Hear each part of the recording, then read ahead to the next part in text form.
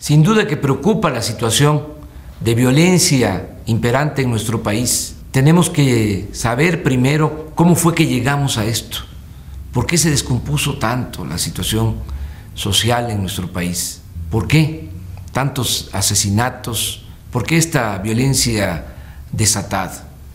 Yo sostengo, como siempre lo he venido planteando, que la inseguridad, la violencia, pues son el fruto podrido de las políticas que han venido imponiendo desde hace 27 años los tecnócratas por órdenes de sus jefes, los oligarcas. Ellos han venido imponiendo una política que no ha permitido el crecimiento económico en México. Por eso es esta violencia. No es que el mexicano sea malo por naturaleza. Esto no es una catástrofe natural, no es un temblor, no es un terremoto. Tenemos que recordar que los tecnócratas, con el llamado modelo neoliberal, que no es más que una política de pillaje en beneficio de una pequeña minoría, dejaron de impulsar actividades productivas, pero también dejaron de apoyar la educación pública. Recordemos que durante el gobierno de Carlos Salinas, cuando era secretario de Educación Ernesto Zedillo, se modificó el artículo 3º constitucional. Antes, en ese artículo se establecía la gratuidad en todos los niveles de escolaridad. ¿Qué hicieron de manera irresponsable estos tecnócratas? Acotaron la gratuidad a la educación básica, es decir, preescolar, primaria, secundaria, y dejaron prácticamente al mercado la educación media superior y la educación universitaria.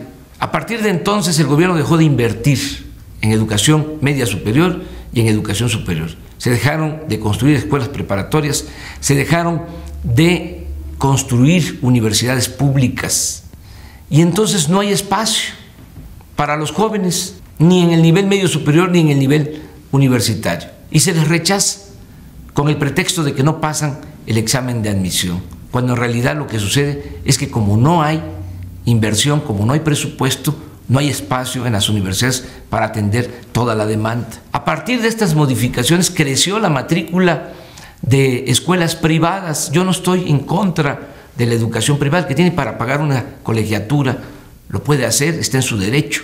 Nada más que el gobierno tiene la obligación de garantizar la educación pública gratuita y de calidad en todos los niveles escolares. ¿Qué pasó? Creció mucho la matrícula en universidades privadas, pero se redujo en universidades públicas, y cada año se rechaza a 300,000 jóvenes que no pueden ingresar y que tampoco tienen para pagar colegiaturas en escuelas privadas. Entonces a los jóvenes se les han cerrado las puertas, no tienen posibilidad de trabajo y no tienen posibilidad de estudio. Es heroico que muchos jóvenes ante esta marginación se decidan a cruzar la frontera, a buscarse la vida, arriesgándolo todo, para no quedarse aquí y estar tentados a tomar el camino de las conductas antisociales. No se va a resolver nada, por eso, con medidas coercitivas, con más soldados, con más policías, con más cárceles, con amenazas de mano dura, con leyes más severas. ¿Por qué falló la estrategia de Calderón?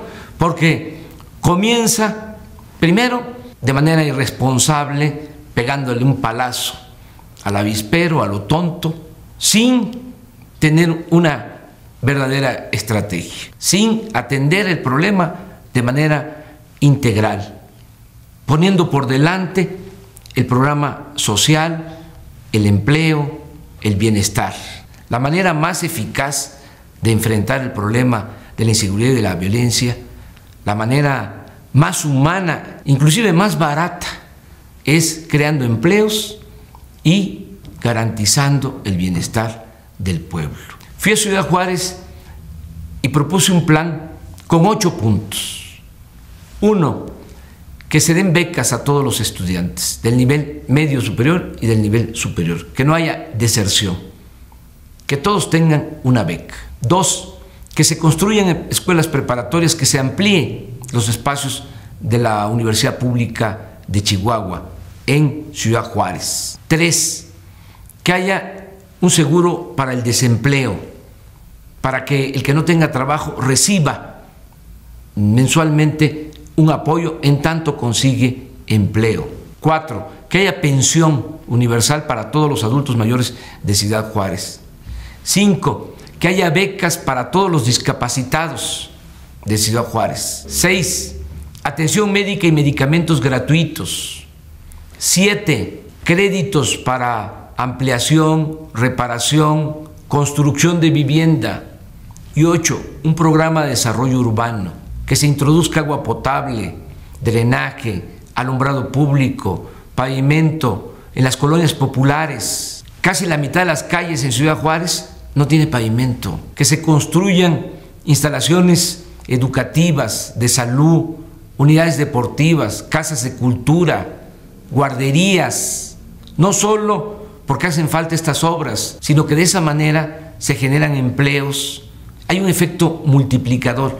Si no hay, primero, un programa con estas características, va a ser muy difícil enfrentar el problema de la inseguridad y de la violencia solo con policías y con soldados en Ciudad Juárez. Y esto permitiría que la gente adquiera confianza, porque actualmente hay miedo, hay frustración, todo esto generado por la inseguridad y por la violencia. Pero lo primero tiene que ser el bienestar del pueblo. No hundirnos en la desesperanza, en la frustración. Ahora, en cuanto a recursos, se puede decir, ¿y de dónde va a salir todo ese dinero? Mire, hay mucho dinero, no es un problema de presupuesto. Con solo suprimir 2 partidas del presupuesto que tienen que ver con privilegios para altos funcionarios públicos, con eso se pueden financiar este programa en Ciudad Juárez. Costaría alrededor de 6,000 millones de pesos.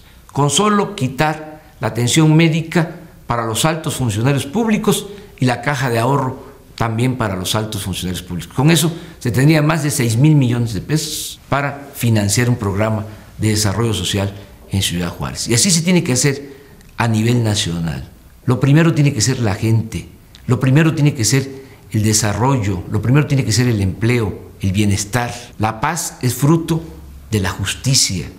Si no se atienden los problemas sociales, no vamos a poder enfrentar el flagelo de la delincuencia. Nosotros sabemos cómo se tienen que hacer las cosas. Va a depender de que sigamos insistiendo, luchando para lograr la transformación que necesita nuestro país.